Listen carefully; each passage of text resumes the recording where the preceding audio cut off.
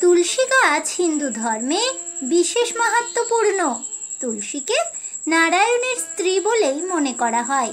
প্রতিদিন জল দিয়ে তুলসী গাছের পুজো করা জরুরি হলেও রবিবারে ও একাদশীতে ভুলেও তুলসী গাছে জল দিতে নেই, পাতা তুলতে নেই এবং হাতও দিতে নেই। এর কারণ জানেন কি?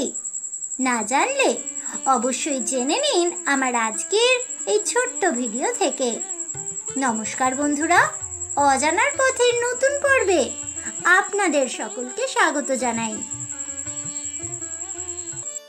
হিন্দু ধর্মে বিভিন্ন গাছকে দেবতা জ্ঞানে পুজো করা হয়ে থাকে। তেমনি হিন্দু ধর্মাবলম্বীদের কাছে অত্যন্ত মাহাত্ম্যপূর্ণ একটি গাছ হলো তুলসী গাছ।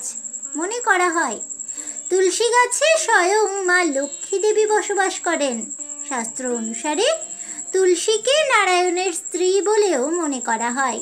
সেই কারণেই সব হিন্দু গৃহস্থ ঘরে তুলসী মঞ্চ রাখা হয়।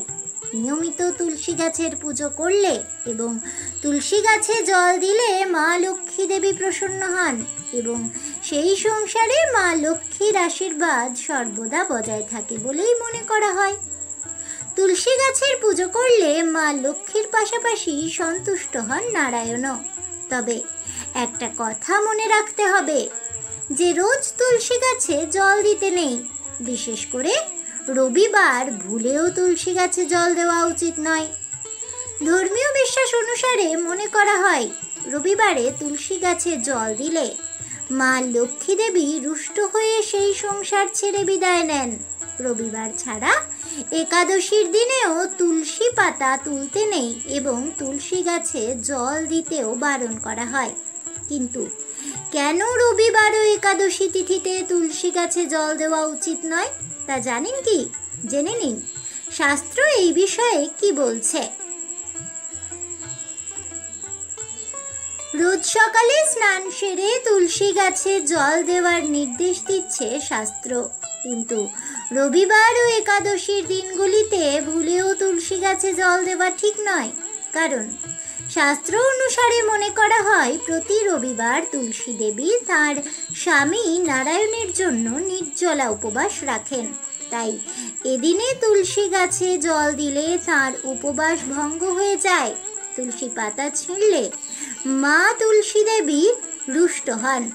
তুলসী দেবীর ব্রত ভঙ্গ হলে মা লক্ষ্মীও রুষ্ট হয়ে যান। মনে করা হয় রবিবার তুলসী গাছে জল দিলে লক্ষ্মী দেবীর রোষে বাড়িতে নেতিবাচক শক্তি ছড়িয়ে পড়ে। রবিবারের পাশাপাশি একাদশী তিথিতেও তুলসী গাছে জল দিতে নেই এবং তুলসী পাতা তুলতে নেই। কারণ ধর্মীয় বিশ্বাস অনুসারে একাদশীর দিন তুলসী দেবী নারায়ণের জন্য উপবাস রাখেন। তাই এদিনে তুলসী গাছে জল দিলে তার উপবাস ভেঙে যায়। সেই কারণে একাদশীর তিথিতেও তুলসী গাছে ভুলেও জল দেবেন না এবং পাতা ভুলেও এদিন তুলবেন না। রবিবার ও একাদশী বাদে রোজ তুলসী গাছে জল দিন, পুজো করুন ও ধূপ প্রদীপ জ্বালান। তুলসী মাতার কৃপায় বাড়িতে সুখ স্বাচ্ছন্দ্য বজায় থাকে, ইতিবাচক শক্তিতে ঘর ভরে যায়। নখ দিয়ে কখনোই তুলসী পাতা ভাঙবেন না, তবে আঙুলের ডগা দিয়ে খুব সহজেই ভেঙে ফেলা যায়। তুলসী পাতা সবসময় এমনভাবে ভাঙতে হবে যাতে গোটা গাছের কোনো ক্ষতি না হয়। এটা বিশ্বাস করা হয় যে সন্ধ্যায় অর্থাৎ সূর্যাস্তের পরে তুলসী গাছের কাছে প্রদীপ জ্বালানো উচিত নয়। এমনটা বিশ্বাস করা হয় যে তুলসী গাছটি সূর্যাস্তের পরে ঘুমিয়ে যায়। এই সময়ে তার পুজো গ্রহণযোগ্য বলে মনে করা হয় না।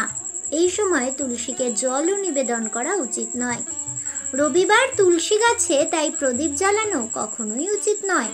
প্রকৃতপক্ষে রবিবারকে ভগবান সূর্যদেবের দিন হিসেবে বিবেচনা করা হয় এবং তুলসীকে দেবীর লক্ষ্মীর অবতার হিসেবে বিবেচনা করা হয়। জ্যোতিষশাস্ত্র মতে সূর্য ও শ্রী বিষ্ণুর একত্রে পুজো না করার পরামর্শ দেওয়া হয়েছে। তাই রবিবার দিনে তুলসী গাছের পুজো করা বা তুলসী তলায় প্রদীপ জ্বালানো একেবারেই নিষিদ্ধ। এছাড়াও সূর্য বা চন্দ্র কোনো গ্রহণকালেও তুলসীতে প্রদীপ না জ্বালানোর পরামর্শ দেওয়া হয়েছে শাস্ত্রে। তুলসী গাছের জন্য বাস্তু অনুসারে তুলসী গাছ লাগানোর সর্বোত্তম স্থান যেখানে, এটি তার বৃদ্ধি এবং দীর্ঘ জীবনের জন্য পর্যাপ্ত সূর্যালোক এবং অন্যান্য প্রাকৃতিক উপাদান পেতে পারে এমন জায়গায় তুলসী গাছ রোপণ করা উচিত। বাড়িতে কয়টি তুলসী গাছ রাখবেন তা জানেন কি? সবসময় বিজোড় সংখ্যায়, যেমন 1, 3, 5 ইত্যাদিভাবে তুলসী গাছ লাগানো উচিত। তুলসী পাতা 2 রকম হয়, যেমন রাম তুলসী ও কৃষ্ণ তুলসী। রাম তুলসী প্রায়শই শ্রী তুলসী নামে এটি পরিচিত, একটি ঔষধি উপকারী তুলসী। এটি কিছুটা মিষ্টি, শীতল স্বাদ এবং একটি এর বিশেষ সুগন্ধ বা সুবাস আছে। রাম তুলসী সারা দেশে পাওয়া যায় এবং আনুষ্ঠানিকভাবে ঔষধি উভয় ক্ষেত্রেই ব্যবহার করা হয়। উপরন্তু এটি বিহার, বাংলা, চাটগাঁও, ব্রাজিল, চীন এবং পূর্ব নেপালেও পাওয়া যায়। শ্যামা তুলসী বা কৃষ্ণ তুলসী। শ্যামা বা বেগুনি পাতার তুলসীকে সাধারণত কৃষ্ণ তুলসী বলা হয়।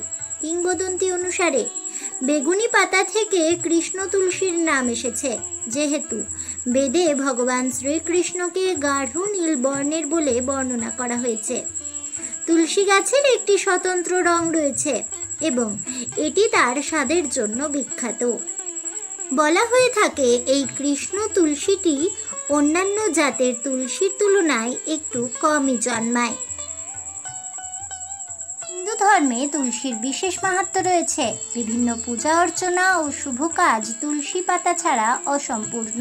তবে গণেশ ও ভগবান শিবের পুজোয় তুলসী পাতা বর্জনীয়। শাস্ত্রমতে প্রতিদিন তুলসীর দর্শন করলে সমস্ত পাপ থেকে মুক্তি পাওয়া যায়। আবার তুলসীর পুজোকে মোক্ষদায়ক বলেই মনে করা হয়। হিন্দু ধর্মে দেব পুজো ও শ্রাদ্ধ কর্মে তুলসী পাতা অপরিহার্য। শাস্ত্রমতে তুলসী পাতা দিয়ে পুজো করলে ব্রত, যজ্ঞ, জপ করার মতো পুণ্য লাভ করা যায়। তুলসী পাতা তোলা সহ এর পুজোর কিছু বিশেষ মন্ত্র রয়েছে, যা জপ করলে দেবী তুলসীর আশীর্বাদ স্বয়ং লাভ করা যায়। তুলসী পাতা তোলার 3 মন্ত্র হল: ওম সুভদ্রায় নমঃ, ওম সুপ্রভায় নমঃ, মাতুস্তুলসী গোবিন্দ হৃদয়ানন্দকারিণী, নারায়ণস্য পূজার্থ চিনোমি ত্বাং নমস্তুতে। তুলসীতে জল অর্পণ করার সময় যে মন্ত্রটি জপ করবেন সেটি হল: মহাপ্রসাদ জননী সর্ব সৌভাগ্য বর্ধিনী, আধি ব্যাধি হরা নিত্যং তুলসী ত্বং নমস্তুতে। তুলসী দেবীর স্তুতি মন্ত্র: দেবী ত্বং নির্মিতা পূর্ব মর্চিতাসি মুনীশ্বরৈ, নমো নমস্তে তুলসী পাপং হর হরিপ্রিয়ে। তুলসীতে জল নিবেদনের মন্ত্র: তুলসী তুলসী নারায়ণ, তুমি তুলসী বৃন্দাবন, তোমার শিরে ঢালি জল, অন্তিমকালে দিও স্থল। তুলসী মন্ত্র জপ করার আগে নিজের ইষ্ট দেবতার পুজো করুন, তারপরই তুলসী মন্ত্র জপ করবেন।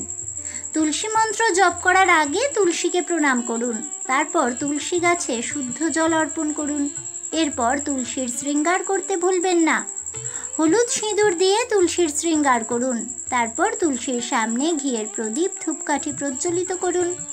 7 বার তুলসীর পরিক্রমা করে মন্ত্রটি জপ করুন। শেষে মা তুলসীকে স্পর্শ করে নিজের সমস্ত মনস্কামনা পূরণ করুন। আজ এ পর্যন্তই। জয় ভগবান শ্রী বিষ্ণুর জয় হোক, জয় হোক মা তুলসী দেবীর, জয় হোক সম্পদের দেবী মা লক্ষ্মীর। এই বলে আমার আজকের ভিডিওটি আমি এখানেই শেষ করছি। তাহলে বন্ধুরা, রবিবার দিনে কেন তুলসী গাছে জল দিতে নেই, কেন তুলসী পাতা তুলতে নেই, এদিনে কেন সন্ধ্যায় প্রদীপ জ্বালাতে নেই তুলসী তলায়, এবং একাদশীতে কেন তুলসী পাতা তুলবেন না, এছাড়া তুলসী পাতা সম্পর্কিত নানা নিয়মকানুন জানতে পেরে আপনাদের কেমন লাগলো অবশ্যই আমাকে কমেন্টে জানাবেন। ভিডিওটি ভালো লেগে থাকলে লাইক, শেয়ার করতে ভুলবেন না। আমার চ্যানেলের নতুন বন্ধু হয়ে থাকলে চ্যানেলটিকে সাবস্ক্রাইব করে দেবেন। পাশে থাকা বেল বাটনটি প্রেস করে রাখবেন নতুন ভিডিওর নোটিফিকেশন পাওয়ার জন্য। দেখা হচ্ছে পরের ভিডিওতে, তাই সকলে ভালো থাকুন, সুস্থ থাকুন আর অবশ্যই সঙ্গে থাকুন আর দেখতে থাকুন অজানার পথে।